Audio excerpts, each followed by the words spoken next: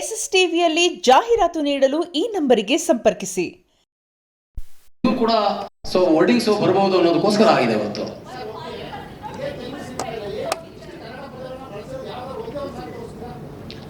ಅಲ್ಲ, ಕೆಲವು situation depend ಮಾಡ್ತಾ ಇದೆ ಸರ್. ಅಲ್ಲ, ಲೈನ್ಸ್ ಕೂಡ ಸರ್. ನಾನು ಕೊರಿಯೋಗ್ರಾಫರ್ ನಾಗಿ ಅಂತೇಳಿ ಡ್ಯಾನ್ಸ್ ಮಾಸ್ಟರ್. ಈ ಸಿನಿಮಾಗೆ ನಾನೇ ಈ ಸಾಂಗ್ ಕೊರಿಯೋಗ್ರಾಫರ್. ಖಂಡಿತ.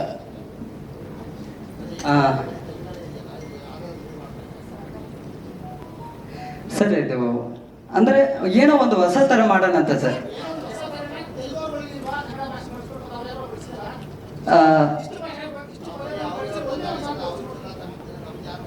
ಸರ್, ಅದು ನನಗೆ ಗೊತ್ತಿಲ್ಲ. ಬಟ್ ನನ್ನ ಆಲೋಚನೆ, ನನಗೆ ಆಗಿರುವಂತ ಎಕ್ಸ್ಪೀರಿಯನ್ಸ್ ನಾನು ತೋರ್ಸಕ್ ಹೊರಟಿದ್ದೀನಿ. ಇಲ್ಲ ಸರ್, ನನ್ನ ಪಕ್ಕ ಕನ್ನಡದವ್ರೆ, ಪೂರ್ತಿ ಕನ್ನಡ ಸಿನಿಮಾನೇ. ಬಟ್ ಇದರಲ್ಲಿ ನಾನೇನೋ ಒಂದು ಹೊಸ ತರದಲ್ಲಿ ತೋರ್ಸೋಣ ಅಂತ ಹೊರಟಿದ್ದೀನಿ.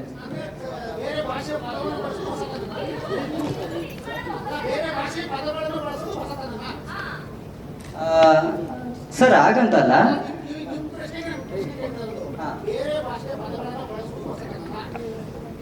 ಸರ್, ನನ್ನ ಪ್ರಕಾರ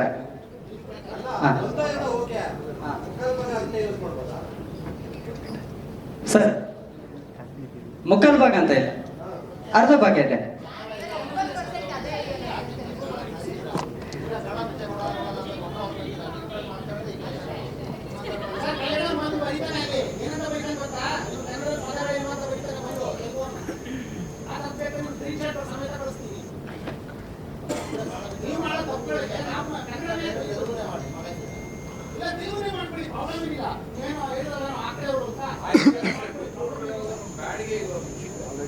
ಸರ್, ಇದು ನಾನು ಒಬ್ಬ ನಿರ್ದೇಶಕನಾಗಿ ನನಗೆ ಆಗಿರುವಂಥ ಎಕ್ಸ್ಪೀರಿಯನ್ಸನ್ನು ನಾನು ತೋರ್ಸಕ್ಕೆ ಹೊರಟಿದ್ದೀನಿ.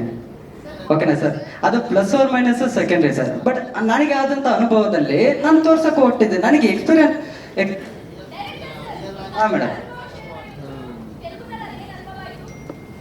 ಮೇಡಮ್, ನಮಗೆ ಬಳ್ಳಾರಿಯಲ್ಲಿ ಬಳ್ಳಾರಿಯಲ್ಲಿ ಒಂದು ರಾಂಪುರ ಅಂತ ಇದೆ ಮೇಡಮ್. ಅಲ್ಲಿ ಒಬ್ಬರು ಅಮ್ಮಾಯಿ ಅಂತ ಒಂದು ಆಂಟಿ ಇದ್ದಾರೆ. ಸೊ ಅವರು ಆಲ್ಮೋಸ್ಟ್ ತೆಲುಗನೇ ಮಾತಾಡೋದು, ಕನ್ನಡ ಬರಲ್ಲ. ಬಟ್ ಅವರು ಒಂದು ಹೋಟೆಲ್ ಇಟ್ಕೊಂಡು, ಒಂದು ಡಾಬಾ ಇಟ್ಕೊಂಡು ಮೇಂಟೈನ್ ಮಾಡ್ತಾರೆ. ಬಟ್ ಅವ್ರು ನಮಗೆ ತುಂಬ ಪರಿಚಯ.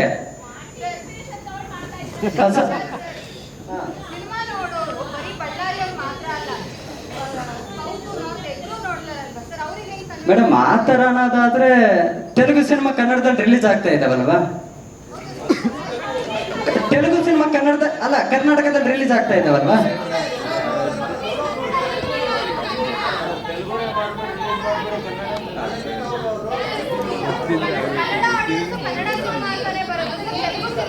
ಮೇಡಮ್, ಈಗ ನಾನು ಯಾರಿಗೆ ಆನ್ಸರ್ ಮಾಡಬೇಕು? ನಾನೀಗ ಯಾರಿಗೆ ಆನ್ಸರ್ ಮಾಡಬೇಕು? ಮೇಡಮ್,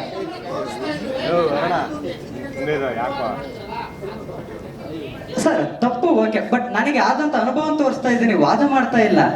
ಬಟ್ ನಾನು ಏನು ಹೇಳ್ತಾ ಇದ್ದೀನಿ ಅಂದ್ರೆ, ನನಗೆ ಆದಂಥ ಅನುಭವನ ನಾನು ತೋರ್ಸಕ್ಕೆ ಹೊರಟಿದ್ದೀನಿ.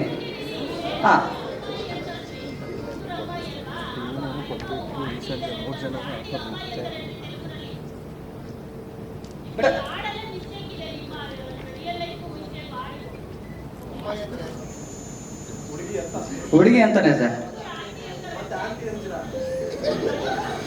ಬಟ್ ಹುಡುಗಿ ಅಂತಾನೆ ಆದ್ರೆ ಅದನ್ನ ಬೇರೆ ರೀತಿ ಇದು ಮಾಡೋಕ್ಕಾಗಲ್ಲ ಅಂತ ಒಂದು ಒಳ್ಳೆ ಲೈನ್ಸ್ಗೋಸ್ಕರ ಅದನ್ನ ತಗೊಂಡಿರೋದು. ಅವ್ರ ಹೆಸರೇನು ಮೆನ್ಷನ್ ಮಾಡಿಲ್ಲ ಸರ್. ಅವ್ರ ಪರ್ಮಿಷನ್ ತಗೊಳಕ್ಕೆ ಅವ್ರ ಹೆಸರು ಮೆನ್ಷನ್ ಮಾಡಿಲ್ಲ. ನಾವ ಸರ್ 11 ಗಂಟೆಗೆ ಕರೆದಿದ್ವಿ.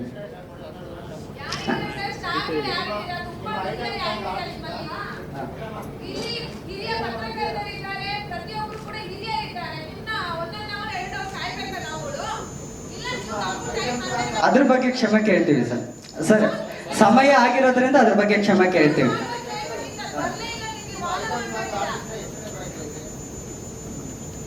ಸರ್, ಅವ್ರೇನು ಟ್ರಾಫಿಕ್ ಅಲ್ಲಿ ಕಾರಣಾಂತರಗಳಿಂದ ಬಂದಿಲ್ಲ. ಬಟ್ ಸರ್, ನಾನು ಅದ್ರ ಬಗ್ಗೆ ಖಂಡಿತ ಕ್ಷಮೆ ಕೇಳ್ತೀವಿ ಸರ್.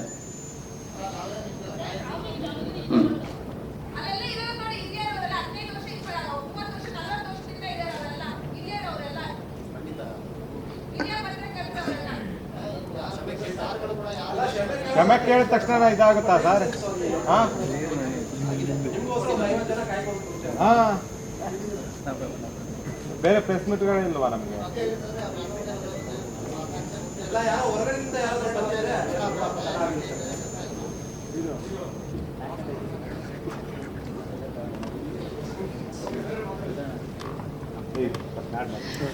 ಎಲ್ರಿಗೂ ನಮಸ್ಕಾರ. ಡಾಕ್ಟರ್ ಕಿರಣ್ ತೋಟಂಬಲ್. ಮಾತಿಗಿಂತ ಹಾಡಲ್ಲಿ ಏನು ಮಾಡ್ಬೋದು ಅದು ತೋರಿಸಿದ್ದೀನಿ. ದಯವಿಟ್ಟು ನಿಮ್ಗೆ ಇಷ್ಟ ಆದರೆ ಸಹಕಾರ ಕೊಡಿ. 4 ಜನರಿಗೆ ರೀಚ್ ಮಾಡೋಂಗೆ ಮಾಡಿಕೊಟ್ರೆ ನಮ್ಮ ತಂಡಕ್ಕೆ ತುಂಬ ಒಂದು ದೊಡ್ಡ ಸಪೋರ್ಟ್ ಆಗುತ್ತೆ. ಇಷ್ಟ ಹೇಳೋಕ್ಕೆ ಇಷ್ಟಪಡ್ತೀನಿ ಅಷ್ಟೇ.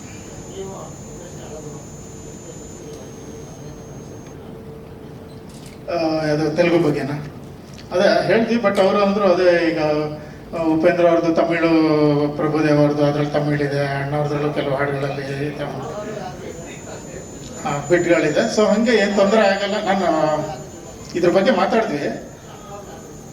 ಅದು ಅಂಬಿಕಾ ಅವರು ಒಂದು ಸಿನಿಮಾದಲ್ಲಿ ಕನ್ನಡ ಹೇಳ್ಕೊಡ್ತಾರಲ್ಲ, ಅಲ್ಲ ತಮಿಳು ನನಗೆ ಗೊತ್ತಿಲ್ಲ, ನಂಗೆ ಹೇಳಿದ್ರು ಅಷ್ಟೇ.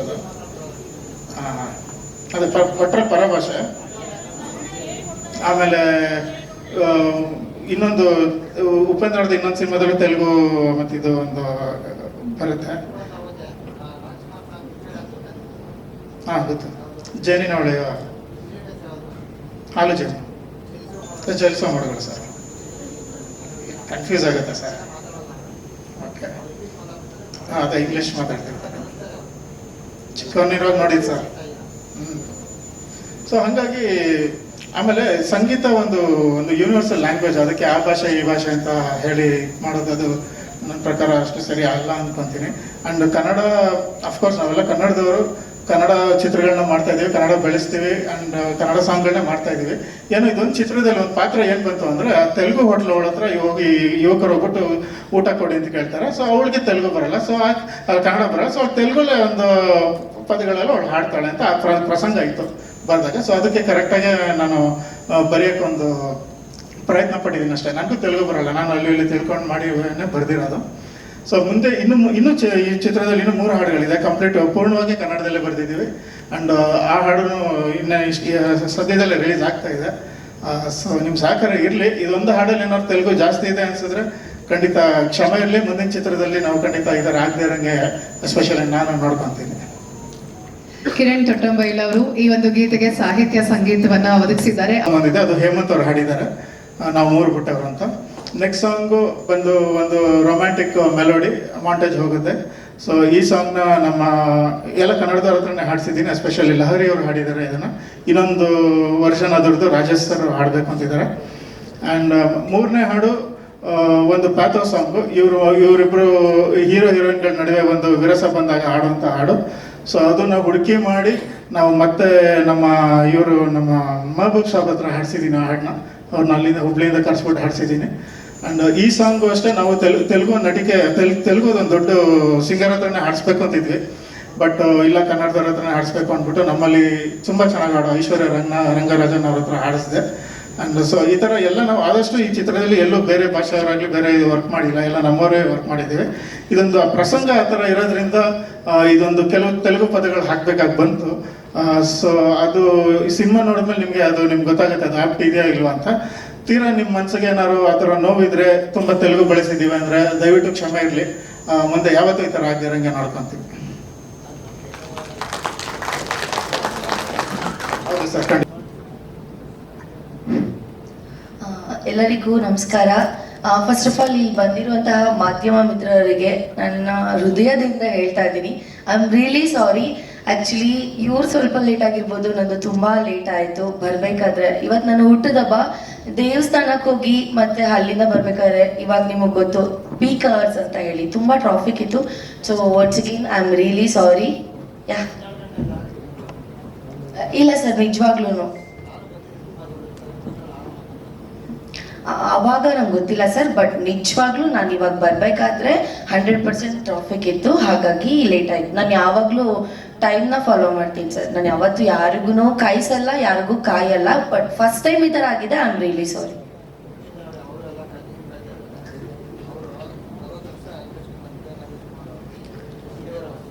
ಸಾರಿ ಸರ್, ಸಾರಿ ಸರ್. ಎಸ್, ನಾನಿದ್ರೆ ಈ ಒಂದು KK ಸಿನಿಮಾದಲ್ಲಿ ಐಟಮ್ ಸಾಂಗಿಗೆ ಡ್ಯಾನ್ಸ್ ಮಾಡಿದ್ದೀನಿ. ನಿಜವಾಗ್ಲೂ ಇದು ನನಗೆ ಹೊಸದಂತಾನೆ ಹೇಳ್ಬೋದು. ಯಾಕೆ ಅಂತಂದರೆ ಫೋನಲ್ಲಿ ಕ್ಯಾಮ್ರಾ ಮುಂದೆ ನಿಂತ್ಕೊಂಡು ಡ್ಯಾನ್ಸ್ ಮಾಡೋದೇ ಬೇರೆ, ರೀಲ್ಸ್ ಮಾಡೋದೇ ಬೇರೆ. ಕ್ಯಾಮ್ರಾ ಆನ್ ಫೇಸ್ ಮಾಡ್ತೀವಲ್ಲ, ಅದು ತುಂಬ ಕಷ್ಟ ಇದೆ. ಬಟ್ ನಿಜವಾಗ್ಲೂ ಈ ಸಾಂಗ್ ಕೇಳಿದಾಗ ನಾನು ಫಸ್ಟ್ ಟೈಮನ್ನೇ ಓಕೆ ಮಾಡಿದೆ. ಏಕೆಂದರೆ ನನಗೆ ಲಿರಿಕ್ಸ್ ಎಲ್ಲ ಇಷ್ಟ ಆಯಿತು. ಮತ್ತೆ ಇವಾಗ ಕನ್ನಡ ತೆಲುಗು ಅಂತ ಹೇಳ್ಬಿಡಿ, ಅದನ್ನು ಎಕ್ಸ್ಪ್ಲೈನ್ ಮಾಡ್ತೀನಿ. ಅಂದರೆ ಕನ್ನಡದೂ ಇದೆ, ತೆಲುಗುನೂ ಇದೆ. ಅಂದರೆ ನನಗೆ ಸ್ವಲ್ಪ ತೆಲುಗು ಬರುತ್ತೆ, ಹಾಗಾಗಿ ಅರ್ಥ ಮಾಡಿಕೊಂಡೆ. ಆ್ಯಸ್ ಅ ಆರ್ಟಿಸ್ಟ್ ಅಂತ ಅಂದಮೇಲೆ ಯಾವುದೇ ಥರ ಇರ್ಬೋದು, ಪಾತ್ರ ಏನೇ ಇರ್ಬೋದು, ಅದನ್ನು ನಾವು ಬೇಡ ಅಂತ ತಿರಸ್ಕರಿಸಬಾರ್ದು. ನನ್ನ ಪ್ರಕಾರ ಬೇಡ ಅಂತ ಅನ್ನೋರು ಆರ್ಟಿಸ್ಟೇ ಅಲ್ಲ. ಸೊ ನಾನು ಸಾಂಗ್ ಕೇಳಿದೆ, ನಂಗೆ ತುಂಬ ಇಷ್ಟ ಆಯಿತು. ಸೊ ಒಪ್ಕೊಂಡಿದ್ದು ನೆಕ್ಸ್ಟ್ ಡೇನೇ ರಿಹರ್ಸಲ್ ಇತ್ತು, ಮುಗಿಸಿ ಸಾಂಗ್ಸ್ ಎಲ್ಲ ಮಾಡ್ಕೊಂಡು ಬಂದ್ವಿ. ತುಂಬ ಚೆನ್ನಾಗಿತ್ತು. ಸೆಟ್ಟಲ್ಲೆಲ್ಲ ಕೇಳಿದೆಲ್ಲ ಕೊಡಿಸ್ತಾ ಇದ್ರು. So thank you. ಏನಾದರೂ ನೀವು ಕ್ವಶನ್ಸ್ ಕೇಳಿದ್ರೆ ನಾನು ಆನ್ಸರ್ ಮಾಡ್ತೀನಿ ಸರ್. ಇಲ್ಲ ಸರ್, ನಾನು ಆ್ಯಕ್ಚುಲಿ ಯಾವುದೂ ಮೂವಿ ಮಾಡಿಲ್ಲ. ಇದು ನನ್ನ ಫಸ್ಟ್ ಮೂವಿಲಿ ಫಸ್ಟ್ ಸಾಂಗ್, ಫಸ್ಟ್ ಡ್ಯಾನ್ಸ್ ಮಾಡಿದೆ ಸರ್. ಕನ್ನಡದಲ್ಲಿ ಇಲ್ಲ ಸರ್. ಯಾರು? ನಾನಾ? ಹೌದು, ನಾನು ಯಾವಾಗ 19 ವರ್ಷದ ಹುಡುಗಿ. ನನಗೆ ಅವಾಗ ಸರಿ ಯಾವುದು ತಪ್ಪು ಯಾವುದು ಅಂತ ನನಗೆ ಗೊತ್ತಿರಲಿಲ್ಲ. ಆವಾಗ ನನಗೆ ಬುದ್ಧಿ ಇಲ್ದಾಗ ಹೌದು ಕನ್ನಡದಲ್ಲಿ ತುಳಿತಾರೆ, ಬೆಳೆಸಲ್ಲ, ಅದಕ್ಕೆ ನಾನು ತೆಲುಗು ಇಂಡಸ್ಟ್ರಿಗೆ ಹೋಗ್ಬೇಕು ಅಂತ ಹೇಳಿದ್ದುಂಟು. ಬಟ್ ಆಮೇಲೆ ನಾನು ಅದನ್ನ ತಿದ್ಕೊಂಡು ಕನ್ನಡದಲ್ಲೇ ರೀಲ್ಸ್ ಮಾಡಿಕೊಂಡು ಕನ್ನಡದಲ್ಲೇ ಬೆಳೆದು ನಿಂತು ಇವಾಗ ಇಲ್ಲಿದ್ದೀನಿ ಅಂತ ಅಂದರೆ ನಾನು ಕನ್ನಡಕ್ಕೆ ಅಷ್ಟು ಅಪ್ರಿಷಿಯೇಟ್ ಮಾಡ್ತಾ ಇದ್ದೀನಿ ಅಂತಾನೆ ಅಲ್ವಾ? ನಾನು ಅಪ್ರಿಷಿಯೇಟ್ ಮಾಡ್ಕೊಂಡು ಕನ್ನಡದವಳು ನಾನು ಅಂತ ಹೇಳ್ಕೊಂಡು ನಾನು ಕನ್ನಡದಲ್ಲಿ ನೀರು ತಿಂದು ಕನ್ನಡದಲ್ಲಿ ಅನ್ನ ತಿಂದು ಇವತ್ತು ನಾನು ಅಷ್ಟು ಮರ್ಯಾದೆ ಕೊಟ್ಟಿರೋದಕ್ಕೆ ನನಗೊಂದು ಮರ್ಯಾದೆ ಸಿಕ್ಕಿ ನಾನು ಇಲ್ಲಿ ಇರೋದು ಸರ್. ಮ್ಯಾಮ್ ಇವಾಗ ಆಲ್ರೆಡಿ ಹೇಳಿದ್ದಾರೆ ಅಲ್ವಾ, ತೆಲುಗು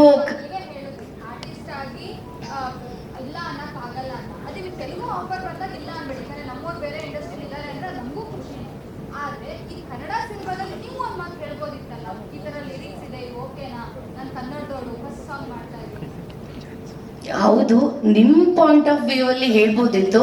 ಬಟ್ ನನಗೆ ಆ ಸಾಂಗ್ ಕೇಳಿದಾಗ ನನಗೆ ಆ ಥರ ಅನಿಸಿಲ್ಲ ಮ್ಯಾಮ್. ಯಾಕೆಂದ್ರೆ ಇದು ಕನ್ನಡ ಮೂವಿ, ಕನ್ನಡದಲ್ಲೇ ರಿಲೀಸ್ ಆಗೋದು.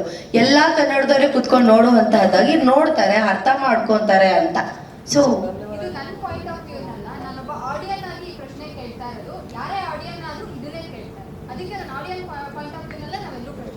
ಮ್ಯಾಮ್ ಇವಾಗ ಮ್ಯೂಸಿಕ್ ಸಾಂಗ್ ಎಲ್ಲ ಯಾರು ಬರ್ದಿರೋದು ಅಂತ ಕೇಳಿದಾಗ ಕಿರಣ್ ಸರ್ ಅಂತ.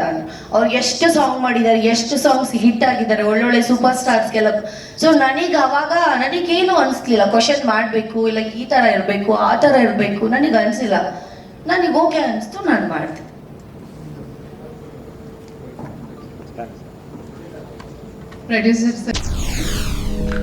SSTV ಸಿನಿಮಾ ಜಗತ್ತಿನ ಕ್ಷಣ ಕ್ಷಣದ ಸುದ್ದಿಯೊಂದಿಗೆ.